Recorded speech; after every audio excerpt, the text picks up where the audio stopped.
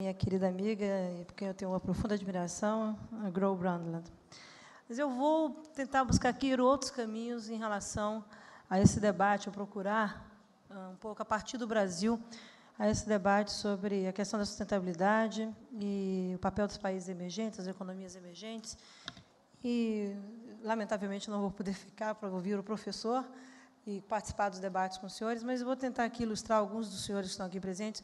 Tem, no último ano, tido uma interlocução direta conosco no Ministério do Meio Ambiente em torno dessa nova agenda que nós estamos buscando e sobre as questões estratégicas, numa visão de médio e longo prazo, sobre o desenvolvimento do nosso país e a inserção do nosso país na economia global. Então, talvez, vou colocar aqui uma primeira questão. Quando nós estamos discutindo sustentabilidade, nós estamos discutindo todos os acordos, olhando o que a Gro falou dos 40 anos para cá, nós estamos falando de geopolítica de desenvolvimento. É isto. Tá? Ou estamos falando dos interesses dos vários países, politicamente falando, de buscarem, obviamente, em mercados, em inclusão social, em transferência de tecnologia, em desenvolvimento industrial. Há uma palavra que é muito cara para todos nós, que é desenvolvimento, inclusão social e preservação do meio ambiente, né? Ou seja, aquilo que é chamado, uma expressão chamada desenvolvimento sustentável. Quando estou falando de geopolítica, que é um conceito que o William Vac domina muito bem e que nos provoca todo sábado à noite, em boa parte dos seus programas, nós estamos falando das relações que modelam as negociações no âmbito dos atos multilaterais de meio ambiente. E por isso que eu falei mais cedo que nós estamos saindo de um momento de ideário sobre, ou de idealismo sobre o desenvolvimento sustentável e um momento para o pragmatismo do desenvolvimento sustentável. Porque, se vivemos um momento de crise ambiental, de crise econômica, de crise ética, de crise política, de crise social, nós também estamos vivendo uma excepcional oportunidade de avançarmos na agenda do desenvolvimento sustentável, nas suas várias expressões, nos seus vários modelos, nos seus vários processos, naquilo que simplesmente sintetiza que não dá para achar que a gente vai continuar fazendo crescimento, vai procurar desenvolvimento sem proteger o meio ambiente, sem ter inclusão social. E isso é um caminho sem volta. De todas as discussões que nós tivemos no painel de alto nível sobre sustentabilidade, o GSP, que a Gro fez manifestou agora na sua fala, todas as discussões colocam como o paradigma que não admite o retrocesso, mas admite o avanço, que é o paradigma do desenvolvimento sustentável. E, para isso, nós temos que discutir os grandes problemas, as grandes questões no contexto global, que é o espírito da Rio+20. Várias pessoas criticaram, eu vi várias críticas, li várias críticas sobre a conferência não tinha foco, que a conferência é dispersa, que a conferência quer sair da agenda ambiental, quando é a conferência que traz exatamente a questão da economia, a questão da erradicação da pobreza, da inclusão social, do modelo de governança, das discussões sobre negócios e sobre, na base de tudo isso, a gestão dos ativos ambientais do planeta.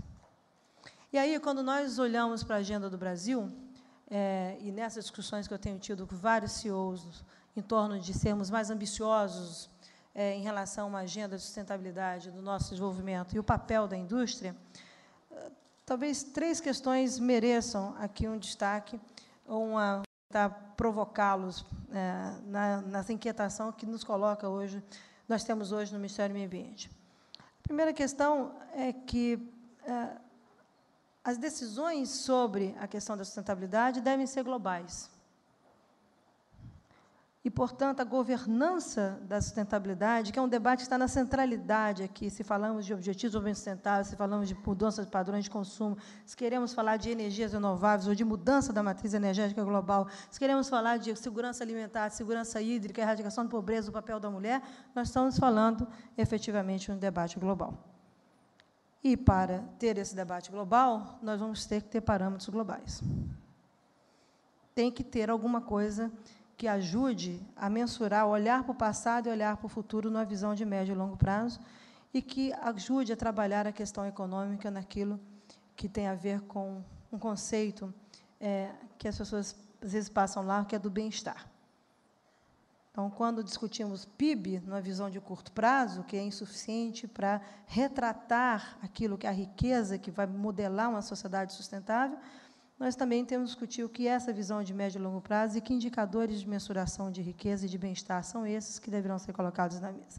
Portanto, uma discussão, no meu entendimento, não exclui a outra. É uma discussão que provoca a outra e tem que ser estruturada nesse novo caminho. E este novo caminho está modelando, está ajudando a modelar o Ministério do Meio Ambiente, o Brasil, nas suas relações com países emergentes. Eu estava falando ali com o William Vac, nós vamos fazer um acordo agora com a China, em relação, nós já temos acordo com a água em relação a oceanos, ecossistemas marinhos e oceanos. Estamos fechando um acordo com a África do Sul e com a Índia em biodiversidade. Mas não é só a conservação, é o acesso a isso. É a fronteira tecnológica do acesso da nova economia calcada na conservação da biodiversidade, ou no papel da conservação da biodiversidade, do novo modelo econômico, uma nova política econômica global.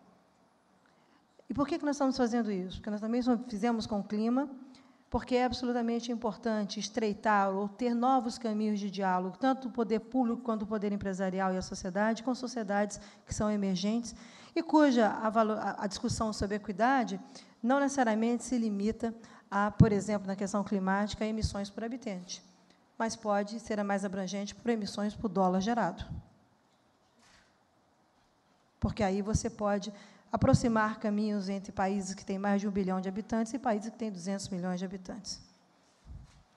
E precisamos criar as condições de competitividade ou aquilo de evitar as desigualdades entre os países. A questão ambiental, ela é um novo caminho para isso, é um novo trilho para isso, naquilo que eu, aliás, escrevo sobre isso nos jornais, que eu defendo que a sustentabilidade ganhe um caráter mais pragmático do que do idealismo. E, por isso, nós teremos que construir esses caminhos com todos os senhores. 3 setores chamam a atenção em particular do Brasil, e que tem muito a ver com a indústria brasileira. Um é a questão da agricultura e pecuária. Se nós somos e temos o papel e a responsabilidade em relação à questão de ser a segunda agricultura do mundo, a primeira pecuária do mundo, não interessa. O Brasil tem essa coisa de primeiro, segundo, é cultural. Mas nós temos uma responsabilidade com a agenda de segurança alimentar no planeta e nacional. E temos uma responsabilidade que 70% dos alimentos dos brasileiros vêm da agricultura familiar. Vem de um segmento que é de inclusão social e de que responde por 24% da terra agrícola desse país. Como discutir sustentabilidade, produção de alimentos, competitividade e alimentação do mundo, a partir da conservação dos recursos naturais e o papel do empresariado brasileiro na inovação tecnológica em relação a isso. E a competitividade, mais do que no entender responsabilidade social corporativa. A responsabilidade social corporativa, socioambiental corporativa não é só aquela que está em relatórios, é aquela que traduz em competitividade o Brasil, inclui, protege e que gera crescimento econômico. E essa é a diferença entre fazer o que é mais simples e ir para aquilo que é mais profundo em torno dos desafios da indústria. Segundo aspecto, o segundo setor que eu acho absolutamente estratégico é a agenda de energia. Nós somos um país que tem uma matriz energética 49%, 48% de renováveis, e somos um país que tem uma matriz elétrica de 75%, querendo chegar a 85% ou 90% de renováveis. E, quando vai se discutir hidrelétricas nesse país, parece que é um palavrão, muitas vezes. E eu li recentemente críticas dizendo que nós tínhamos feito um incremento na gestão do licenciamento ambiental no Brasil e que isso era perverso em relação à geração, que no passado nós favorecemos a geração, a presidente Dilma favoreceria a geração de investimentos em geração térmica baseada em combustíveis fósseis. Se a gente fizer a análise do licenciamento ambiental da área federal, você vai entender por que se privilegiou no passado, porque as energias renováveis não tinham processos estruturados de licenciamento ambiental no país. E aí dá para fazer a crítica. Então, na realidade, quando nós estamos falando de governança ambiental, nós estamos falando de governança do meio sustentável, nós estamos falando de um novo tipo de diálogo entre setor produtivo e setor governamental, que passa, sim, pela regulação, mas passa pela competitividade, pelo papel dos senhores em inovarem e produção de conhecimento. Porque, senão, a gente vai continuar na pequena escala. E o desafio dos países emergentes não é de pequena escala. Nós seremos responsáveis cada vez mais pelo desenvolvimento e pelo crescimento econômico no mundo, e as diferenças são enormes. E os senhores que, na realidade, fazem negócios aqui e lá, nos outros países, têm essa responsabilidade de buscar a convergência para serem competitivos.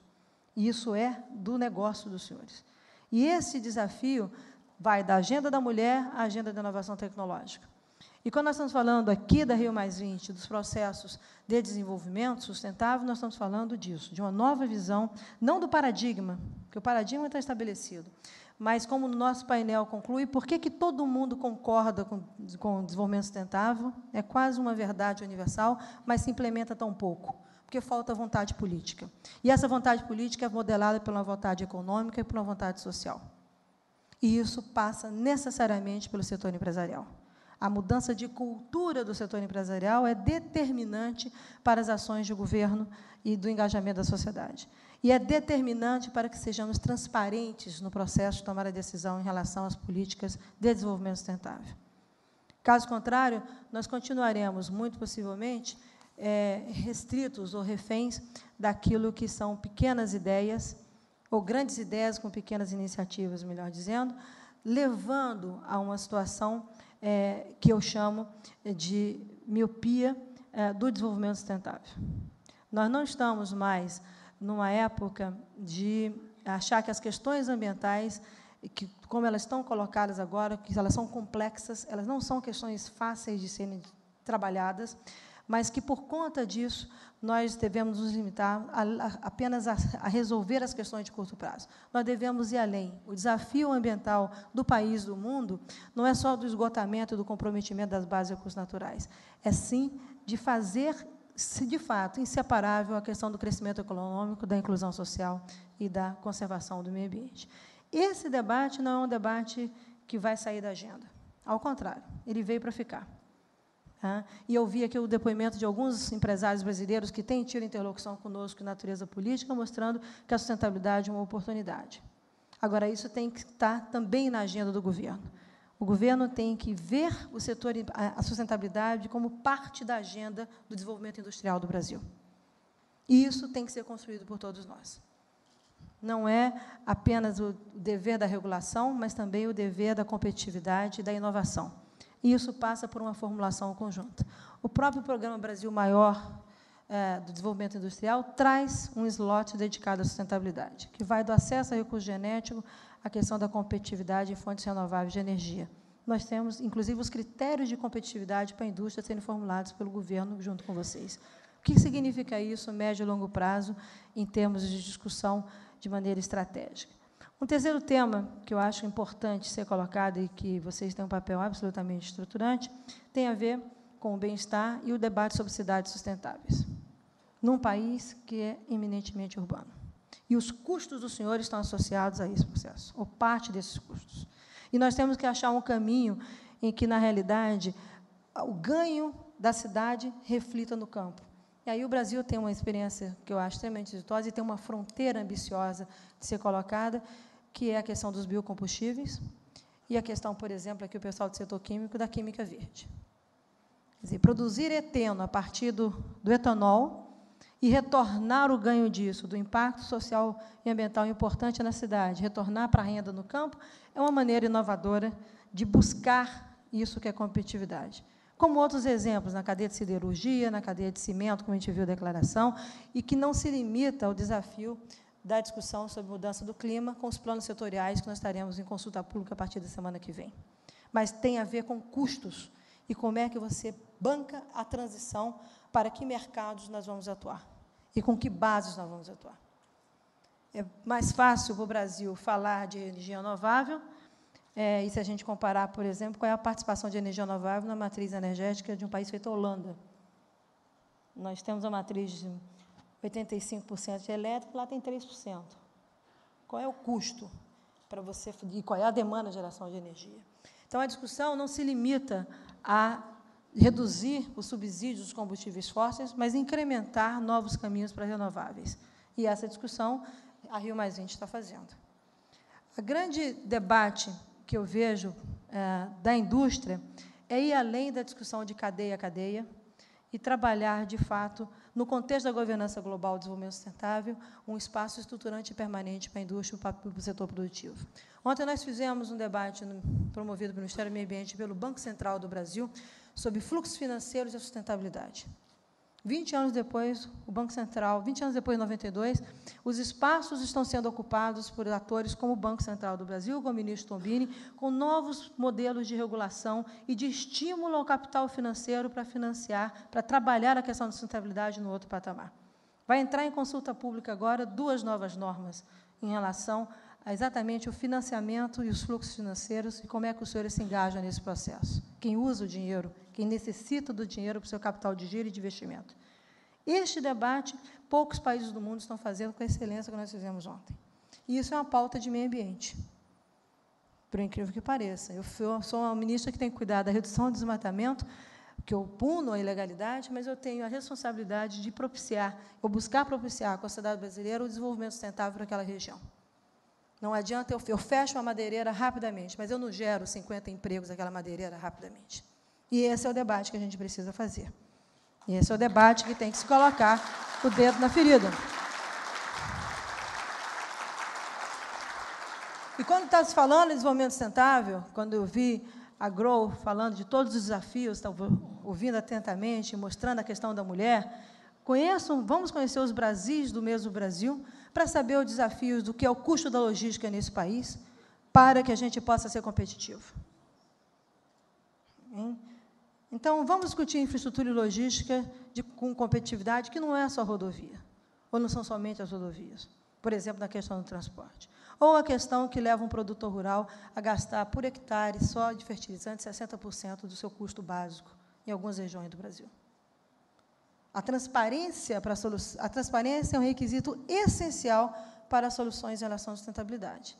Isso significa discutir, não para pedir ao governo tal coisa e tal coisa, mas para mostrar, num programa de médio e longo prazo, qual é a transformação que nós devemos fazer em relação à competitividade. Este debate a gente está buscando construir também na agenda ambiental com os países emergentes, que são nossos parceiros, e com países da América Latina. Quando nós vamos fazer agora, semana que vem, assinar o primeiro desembolso do Fundo Amazônia para financiar a cooperação nos países da bacia amazônica, nós vamos estar entrando numa discussão não só de redução de desmatamento, mas dos requisitos de competitividade numa região como essa, no bioma mais importante de proteção do planeta. E as soluções terão que ser pensadas regionalmente e vão ser refletidas globalmente. Por isso que eu insisto na tese do desafio da governança global e que alguns aspectos deverão ser pactuados globalmente em torno de padrões de competitividade comuns, ou pelo menos limites, iniciativas que sejam convergentes e não excludentes, evitar as reservas de mercado, como já foi dito aqui dentro, usando a questão ambiental para proteção às chamadas barreiras não tarifárias, mas, mais do que isso, eu acho que nós temos aqui um tremendo desafio de evitar as assimetrias entre os países emergentes e os países em desenvolvimento.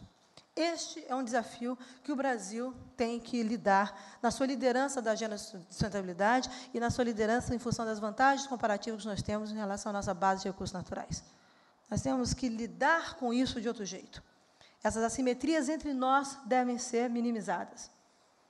E eu acho que o empresariado brasileiro tem, ou deveria ter, ou deverá ter essa ousadia de debater e de provocar num debate, no mercado que é extremamente complexo, e eu sei disso, por causa dos nossos custos e por causa das fronteiras que nós devemos superar em relação não só à tecnologia, como à infraestrutura e logística, ambicionar uma agenda ambiental que dará ao Brasil e aos países emergentes uma condição de avançarmos no desenvolvimento sustentável. Esse debate começa a acontecer entre os ministros de meio ambiente. Então, eu acho que, não só com os ministros da Indústria e Comércio ou o ministro de Relações Exteriores, eu acho que nós temos um excepcional momento e oportunidade de avançarmos nessa agenda a partir do que os senhores oferecem aqui, mas, mais do que isso, a partir do que a própria Conferência da Rio+20 traz como algo que é essencial. Para discutir o pilar econômico no contexto da sustentabilidade, é a primeira vez que se coloca a economia no centro disso, e, segundo, termos, sim, o pragmatismo de trabalhar a redução das desigualdades entre nações e pessoas e trabalhar a gestão correta dos nossos chamados limites ambientais. É isso que está aqui, pensando numa transição de médio e longo prazo. E parar, e eu acho que nós temos que parar com essa miopia ambiental de achar que os problemas de curto prazo, a solução de crises de curto prazo, são absolutamente, limitam com isso a visão de médio e longo prazo. Nós temos que ser mais ambiciosos e acho que esse é o desafio da questão ambiental no Brasil. Devemos ter, sim, olhar hoje, mas fazer uma agenda de transição pragmaticamente, mostrando os custos, as oportunidades, os limites, e os senhores terão no governo um aliado para esse debate, para essa proposição de uma nova visão de Brasil nos próximos 20 ou 40 anos. Então, desde já, aproveito todos para estarem na Rio mais 40, que nós vamos fazer, e que, se Deus ajudar, Grow na Rio mais 60. Ok? Então, eu, com isso, espero que os senhores tenham realmente, na indústria, uma perspectiva de oferecer aqui e para os países parceiros do Brasil e para o planeta uma visão inovadora sobre indústria, sustentabilidade, saindo do chamado small scale e indo, de fato, para aquilo que são os programas estruturantes do desenvolvimento sustentável. Eu tenho a firme convicção que nós temos ambição, coragem e muita vontade entre todos os brasileiros para avançarmos naquilo que nós avançamos nos últimos 40 anos, mas nós vamos fazer muito mais. É isso que devemos ser ambiciosos e sustentáveis. Obrigada a todos.